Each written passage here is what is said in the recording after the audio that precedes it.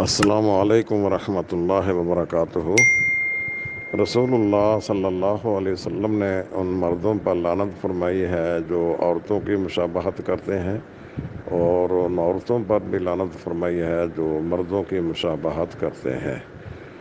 اس مشابہت سے مراد وہ مشابہت ہے جو عورتوں کا امتیازی نشان ہو اور جو مردوں کا امتیازی نشان ہو۔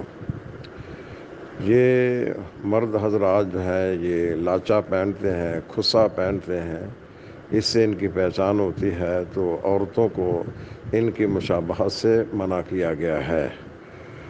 جو عورتیں ہیں یہ بالوں کو قابو کرنے کے لیے پونی لگاتی ہیں یا ہیئر کیج پہنتی ہیں، اس لیے مردوں کو بھی یہ رنگ اس طرح کے بالوں کو قابو کرنے کے لیے نہیں پہننے چاہیے، نہ ان کو پونی لگانے کی شرعی طور پر اجازت ہونی چاہیے۔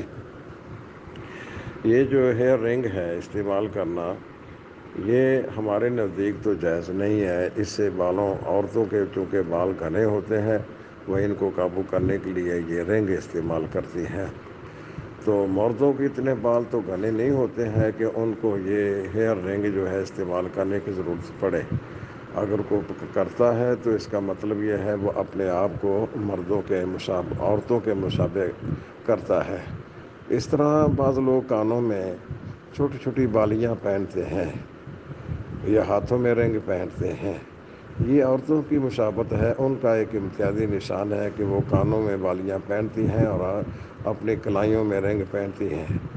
تو یہ چیزیں جو ہیں یہ مردوں کی عورتوں سے مشابہت کے ضمن میں آتا ہے۔ اس لیے ہمارے رجحان کے مطابق مردوں کو یہ ہیئر رنگ استعمال کرنا جائز نہیں ہے، کیونکہ اس سے عورتوں کی مشابہت لازم آتی ہے۔ السلام علیکم ورحمۃ اللہ وبرکاتہ۔